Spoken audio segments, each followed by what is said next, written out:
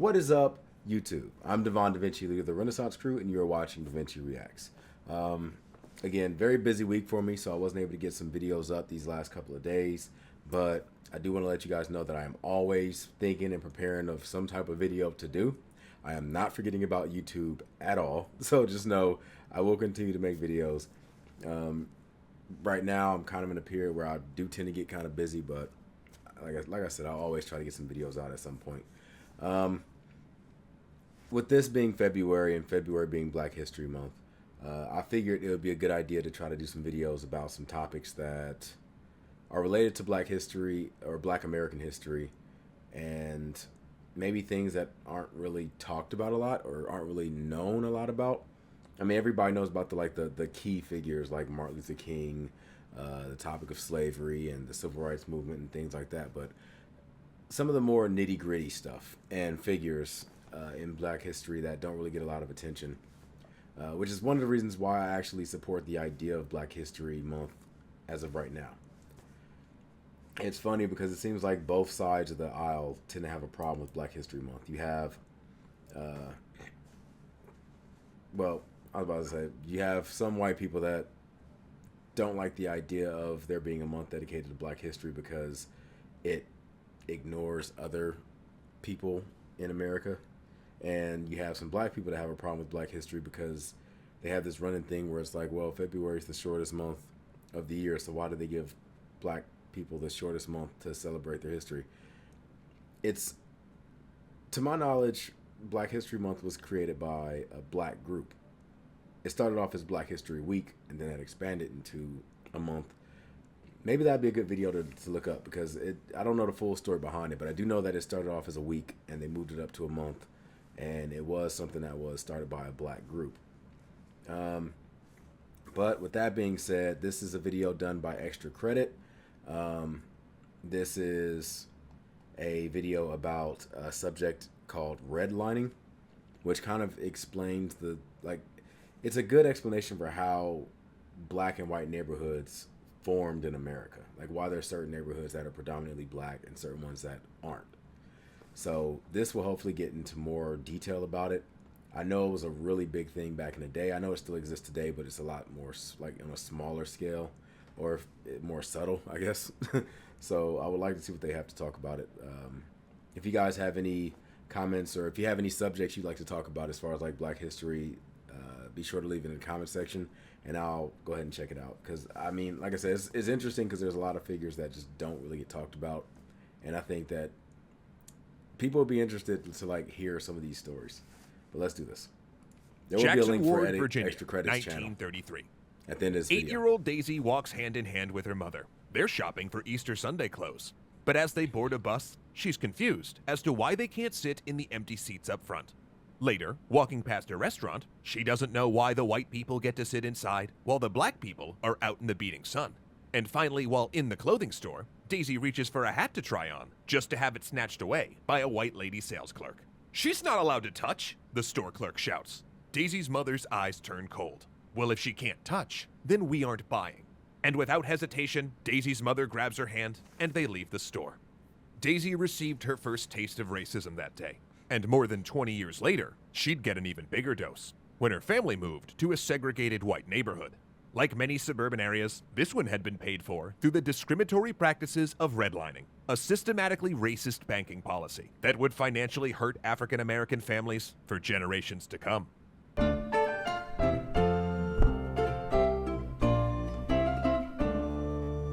This episode is brought to you by the Child and Teen Checkups Program of Minnesota. We know there can be lots of barriers that keep you and your family from getting to a medical clinic, but they're here to help. And children up to age 21 may even qualify for free checkups. Learn more at u21checkups.com. Redlining is defined as the withholding of services, financial and otherwise, based on race or ethnicity. It's also sometimes been described as a giant racist octopus spreading its tentacles throughout the black community. An apt comparison, given the level of damage it's caused. The foundation for redlining was laid out before the abolishment of slavery. Okay, before he talks about it, I want to try to see if I can give you an idea of what I believe redlining was before he gives a more detailed idea. I was always under the impression that redlining was a process in which banks would try to direct certain people to certain types of houses and neighborhoods. Like if a black person and a white person both came into a loan agency and were looking to get a house with the exact same credit, with the exact same credentials and things like that, the bank would try to push the black family towards a house that is more in line with a black neighborhood, and the white person into the more white neighborhood. So the black person would get pushed more towards the urban communities, and the white person would get pushed more towards the suburban communities, and try to keep the two from mixing. That's what I was always under the impression that redlining is. Now I'm pretty sure that probably is a big part of it, but there's more details that I don't know, or at least I don't know enough to speak on. Like I'm kind of just going off the top of my head, and I don't want to sit here and say this is what it is because I would be wrong. So let's go ahead and continue. As freed blacks found themselves handicapped by laws, keeping them from benefiting from government black community. An apt comparison, given the level of damage it's caused. The foundation for redlining was laid out before the abolishment of slavery, as freed blacks found themselves handicapped by laws, keeping them from benefiting from government programs. One of the first such laws was the Homestead Act of 1862, which excluded blacks and non-whites from government housing initiatives. Okay. The Homestead Act was, and I could be very wrong about this, wasn't that the act about trying to help families like start up homes in parts of the country that were still being, what's the term I'm looking for? Parts of the country that were like frontiers that they were trying to get people to settle in. So they would encourage them by giving them incentives to build a house and live in those areas. Am I right? It's been a long time since I've even heard the term Homestead Act. Like that's something I learned in school a long time ago, and I haven't had a revision of that knowledge in well over a decade. I had to think about when did I leave school? Over a decade. This, along with the acceptability of racism and the threat of violence if they were caught somewhere white supremacists thought they shouldn't be, kept them locked down in the racially designated parts of their respective cities. Then, in 1932, as the country struggled amidst the Great Depression, the government enacted the Federal Home Loan Bank Act, which authorized the Homeowners Loan Corporation to draw up maps and apply a coding system to designate which areas should receive loans. Some neighborhoods would be labeled A for affluent, this is while where the others term would be for marked D for redlining declining. came from. And getting declined is exactly what would happen when black people from those neighborhoods would apply for home loans. And the maps were specific about the racial makeup of the neighborhoods within every U.S. city, with the color red being used for black and other minority-populated areas. Anyone in a redlined neighborhood would automatically be considered a risky investment, even if their income and credit worthiness was equal to or more than that of a white person in a green or a blue zone. Then the wealth gap was born. In 1933, President Franklin Delano Roosevelt, in an effort to pull a tanked U.S. economy out of the Great Depression, signed off on the New Deal. It was a multi-agency initiative that was supposed to provide relief for millions of unemployed and the American agricultural industry. It was meant to reinvigorate the American middle class, and for some, it succeeded. Many previously poverty-stricken white families were able to buy homes, build suburban communities, and surround themselves with beauty and prosperity. Unfortunately, however, with the color coding system in place, the New Deal miserably failed the African American community. While the Federal Housing Administration and the Veterans Administration would back $120 billion in loans between 1934 and 1962, 98% of that money would go to white families, and less than 2% of it to blacks and other minorities. And being able to buy and build homes meant that those white families were able to accumulate wealth that would be used to send their kids to college. See, that right there is the real difference. I remember reading about a study about the difference between like building wealth and having like worth, like net worth. And one of the things that separated the white community from the black community, probably the biggest, would be owning a house. Like, I would say This is tough because I didn't look at the statistics, so I'm afraid of saying this because I could be very wrong. But I would be willing to bet that most black people rent their houses or rent their the place they live. So constantly being in a state of rent, and in some cases generations of renting, where you have people living in apartments and then they have kids that live in apartments, and then those kids grow up and get an apartment, and then like never actually like getting the loans or the ability to get a house. And I know nowadays it's different. It's a lot easier for just about anybody to get that type of stuff. But you got to remember that when it comes to like the stuff he's talking about now, where there was clear discrimination when it comes to getting certain things, a lot of these things start to disappear around the 1970s. So we're just now getting out of like maybe one generation away from that. This isn't a case of like, oh, this was so long ago and that was like your great great grandparents and now you should be okay. No, we're like literally like my parents was in this and I'm the first generation that wasn't affected by this. So we still have a long way to go. I do believe one day we will get to a point where all this is going to change. For me, it seems like, I'm not going to say for me because I'm pretty sure this is obvious. The fact that we desegregated and we had an opportunity to like get to know the other race, like we have become more comfortable with each other, and the people, especially like the white people and black people and stuff growing up today that are like kids and growing up in this era when we're all together, racism is getting smaller and smaller and dying because it's easy to tell someone that somebody else is the enemy or they're the bane of all your problems and stuff like that when you don't actually sit down and meet them and talk to them. Like when all you see about them is stuff you see on TV or stories you hear from relatives or friends or whatever else, then yeah, it's easy to demonize someone. But it's kind of tough to sit there and be like, oh, this person is doing this and they're the reason why you have all these issues and this. But I work with blah, blah, blah. I work with a black person. I work with a white person. They're pretty cool. Like I don't have all these problems you're saying they're giving me. I don't see how it's them. Like we're cool. So like it's hard to tell someone or hard to instruct someone towards like being racist when that person can like just look out the window or look across the table or something and like talk to a black or white person and realize they're not that bad. So like as more generations grow up in an era when we're together and you can like see and be around and play and hang out and all that other stuff with other races, those issues are going to become smaller and smaller to the point where things like this, where loans are being given to only certain types of people, that's going to like eventually disappear. Now it'll probably still happen on a very, very small scale, but it'll be mostly gone. And pass down a legacy of wealth, accumulate wealth that would be used to send their kids to college, and pass down a legacy of wealth and property ownership.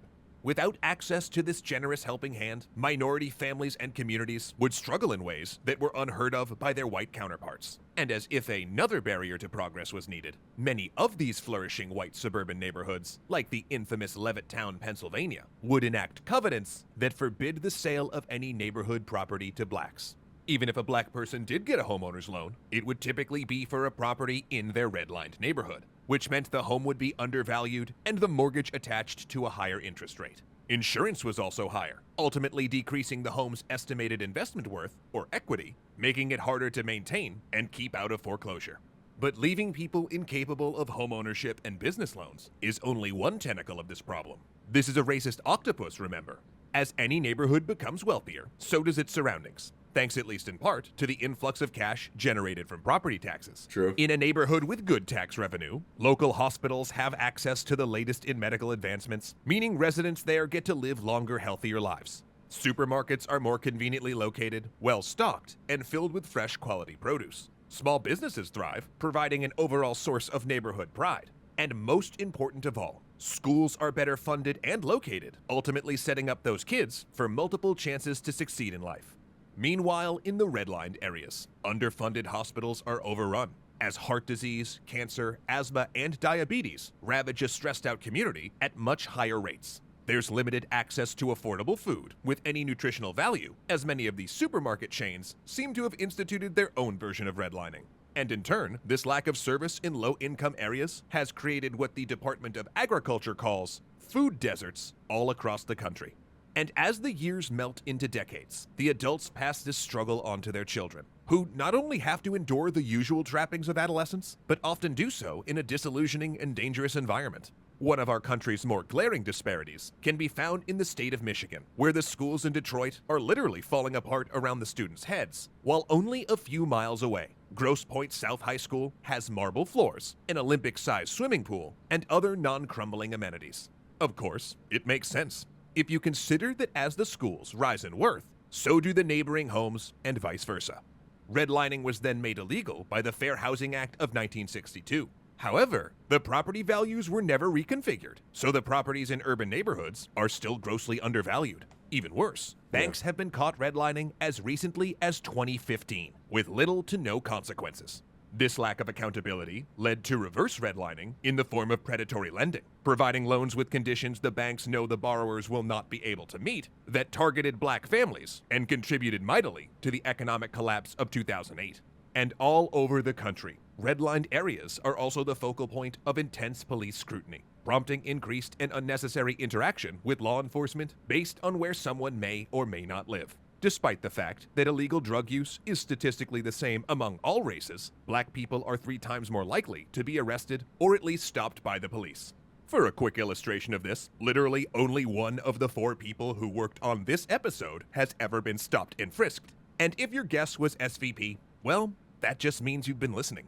Now, this begs the question, has anyone ever tried to fight redlining? The answer is yes. Affluent blacks all over the country either protested or created workarounds, sometimes by amassing wealth and buying properties outright. Of course, in those cases, the KKK would show up and burn a cross in front of said property. Also, like I said, in situations with the race riots, especially like I believe it's called like the Red Summer of 1919, where a lot of predominantly black neighborhoods that were able to pull themselves out of, their situation and try to build a community with like their own funding and things like that. Anytime they started to get successful, they would get destroyed by nearby neighborhoods that might not have as much as them, and that would be the end of it. Like nothing would happen. Like they would destroy the neighborhood, and then that would be it. So like it's interesting when people say things like, well, people just need to like just pull themselves up by the bootstraps. If you work hard enough, you can succeed, and it's that and the other. But it's like there's a lot of families that had relatives that did that but were stopped for no reason other than the fact that, well, you're black. You don't like you are getting above what you're expected to be in life. Like Rosewood was 1923. Tulsa, I forgot the year they said Tulsa in the video that we reacted to. And like I said, 1919 was when there was a huge like uptake in race riots in America. Matter of fact, I need to do a video on the Red Summer of 1919. But yeah, like all that destruction and stuff pretty much destroyed whatever wealth and whatnot those families had, forced them to go back to the ghettos, and now there probably are a lot of families that are still stuck there to this day from that very thing. When it comes to my family in particular, nobody in my immediate family, to my knowledge, has ever actually owned a house. Like, I'm trying to think as far back as my maybe great-grandmother. I don't think any of them actually owned a house. Now, my father was in the military, so we had bases that we went to, but those weren't our houses. We just we lived in a house, but we didn't own it. um, I spent all my life pretty much living in apartments.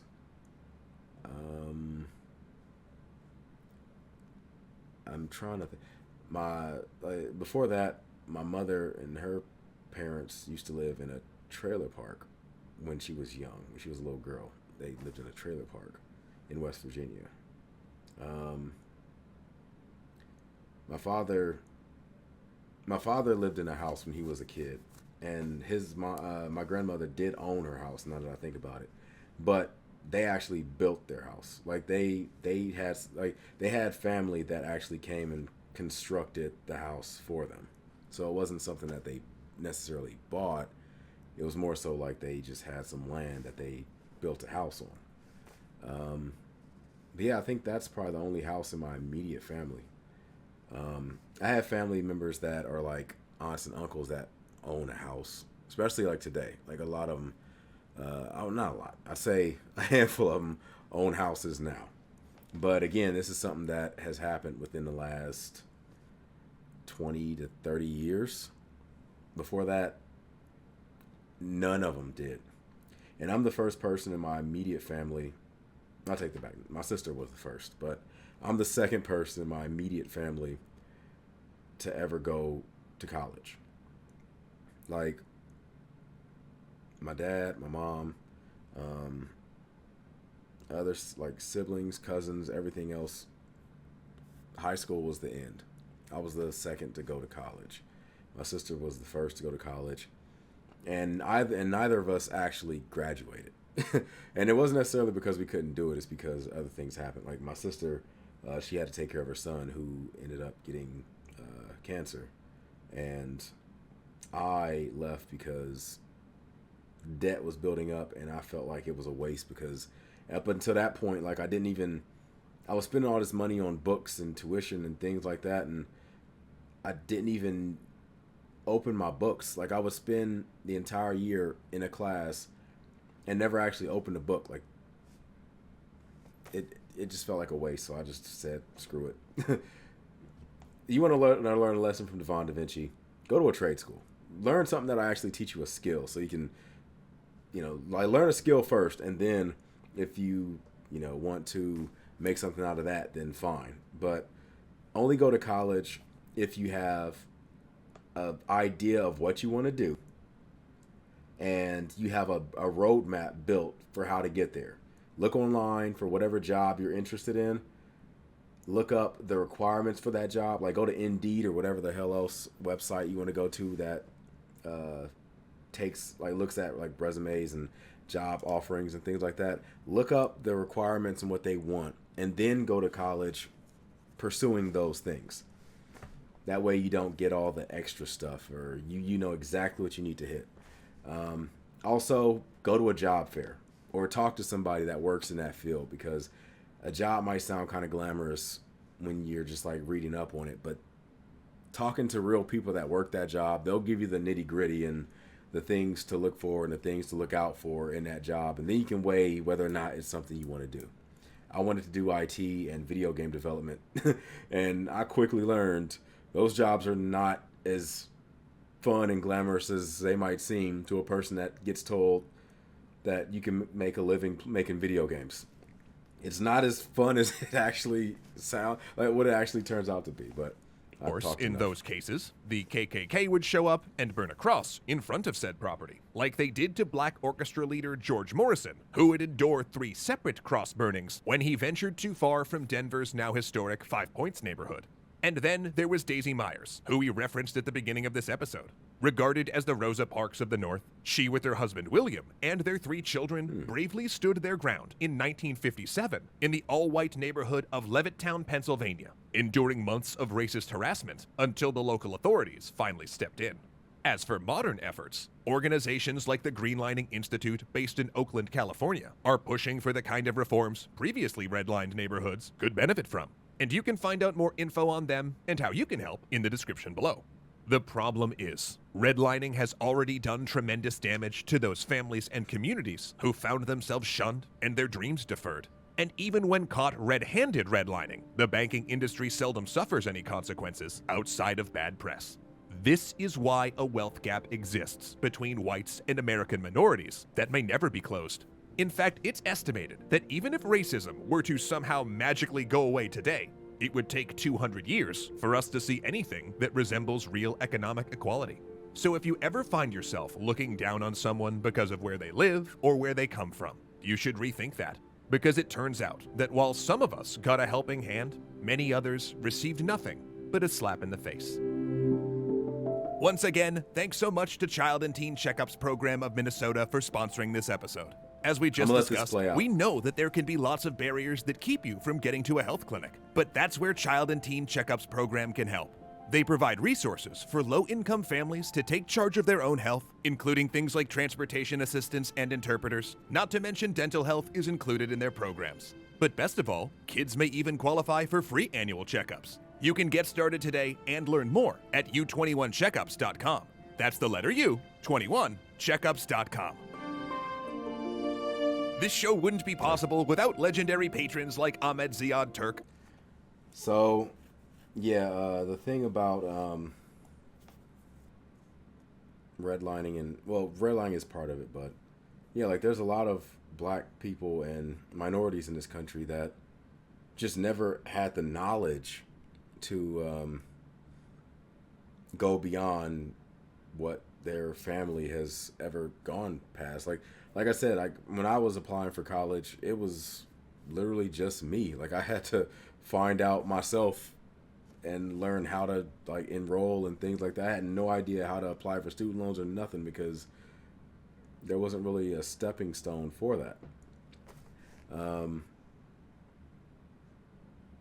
Yeah, and a lot of people, they might avoid even going in that direction because of how intimidating the idea of signing yourself over to thousands of dollars of debt can sound. Especially like telling somebody that already doesn't have money that like, oh, you can get a higher education, but you know, it's going to put you in debt for this much and you know, you can't get rid of it. Like you can't just file for bankruptcy and get rid of it. Like you're stuck with it. And and they can come and get their money.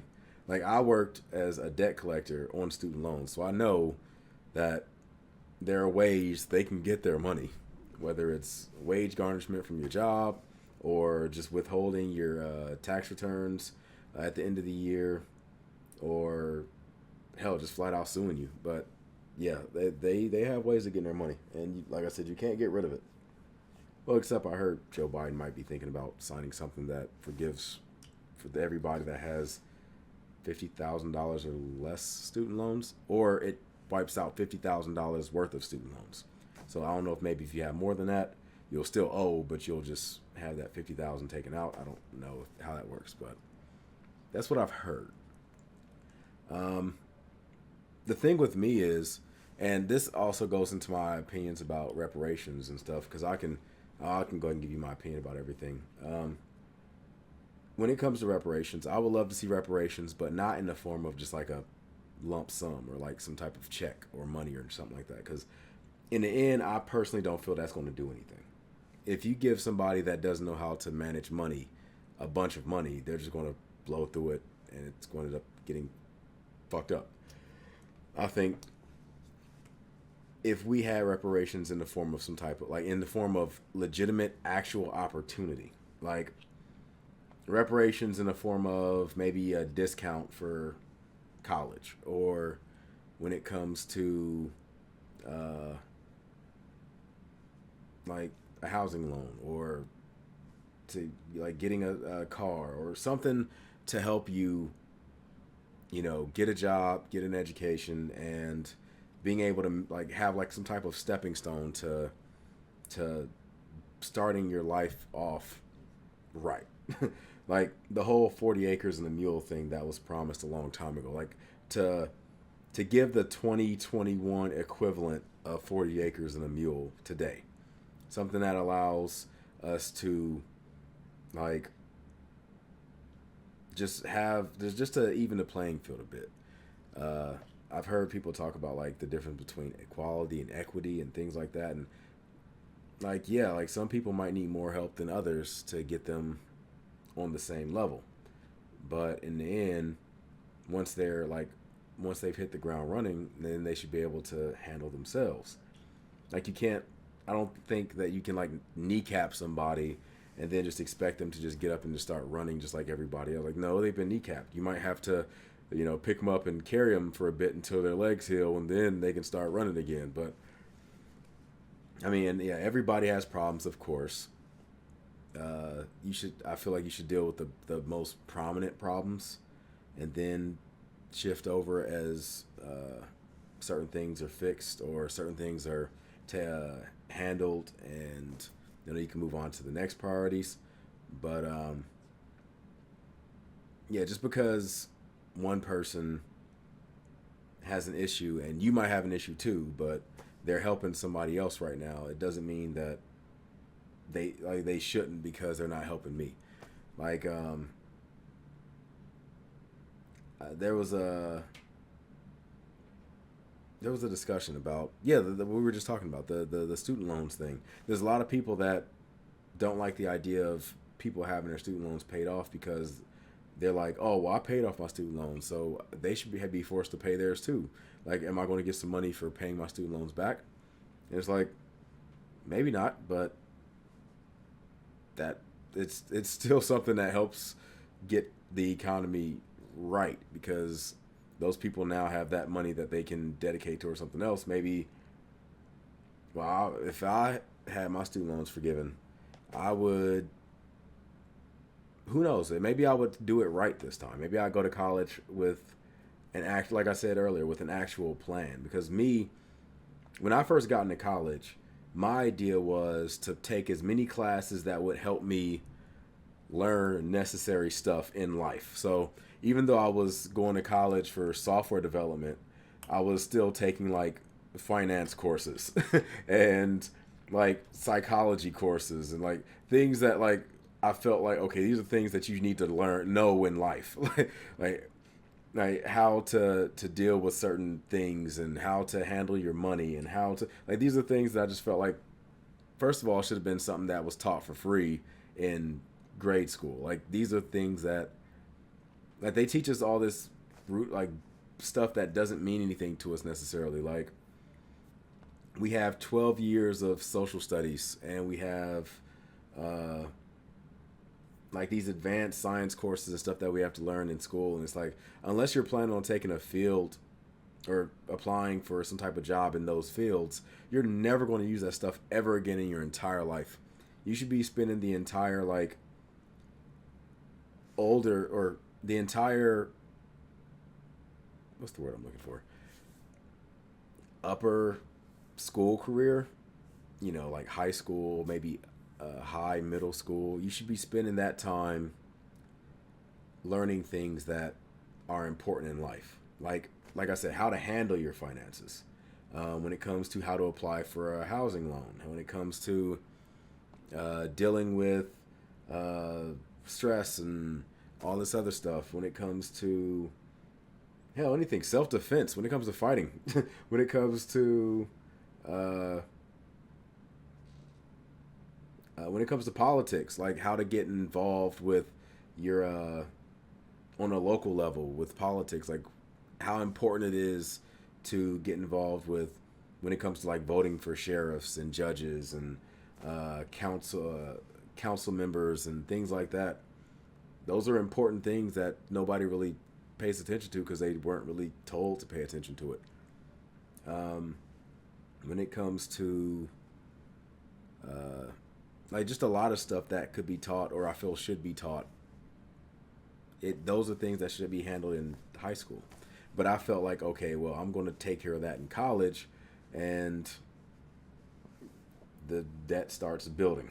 And eventually it got to the point where it's like I was at the point where I was following that course set up for software development, but in the end I was like, okay, the debt's starting to build up, because it wasn't even a lot of debt at that point. I was probably like close to like 20,000, but I was like, okay, I'm starting to hit the point where like this is like a car. So I'm just going to go ahead and stop now. I'll pay it off, or I'll pay off as much as I can, and maybe one day I'll come back. But as of right now, I'm not doing that.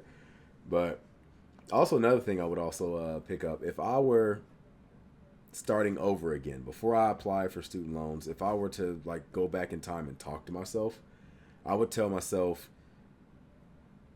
if you do want to learn college, ignore signing up for classes and stuff. Go to whatever campus happens to be close by.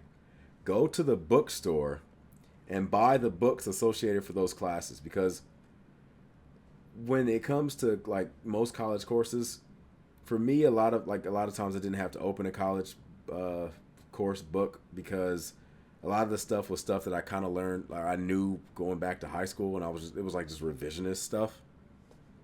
So I never even had to like open a book to study it. But when it came to the classes that actually did require me to open a book, all it pretty much was just like, okay, read from this page to this page. We're going to email you a test, or we're going to have you write an essay on this thing you read. Maybe you got to try to like associate definitions with certain things or whatever else, but everything is just right out of the book. Like, it's literally just what you're reading out of that book. They're just making you review it over and over again. So if you want to get an actual college like experience without the fun stuff, I guess, yeah, just go to a bookstore at a college campus and just buy a book. I mean, the books are expensive. You're probably gonna be spending like between at least $100 to around $400, but you'll be spending it at your own time. You don't have to worry about signing up for a minimum amount of credits and all this other stuff. You can just get a book whenever you feel like it, buy it, take it home, read it, study it, and if you study it well enough, you will have more knowledge about that subject than the college students that actually signed up for, college classes. I promise you that you'll have more knowledge than them. So if you're young and you're watching this video, my two takeaways from this is, go to a college library and buy the books. And if you're going to go to school, I would say look into trade school first, because trade school, not only does it teach you a skill that you can like actually use, that makes you a specialist, makes you unique in some way, but it also teaches you something that can help you make money. If you learn to fix cars, you're always pretty much going to be able to make money. If you could learn how to cut hair, you're going to be able to make money. If you learn how to like go to a trade school. But anyway, that's been my video. I hope you guys enjoyed it. If you did, make sure you hit that like button, subscribe, and share. I look forward to seeing you guys in a future video. And until then, I am going to give you the deuces, and I'm signing out. Deuces.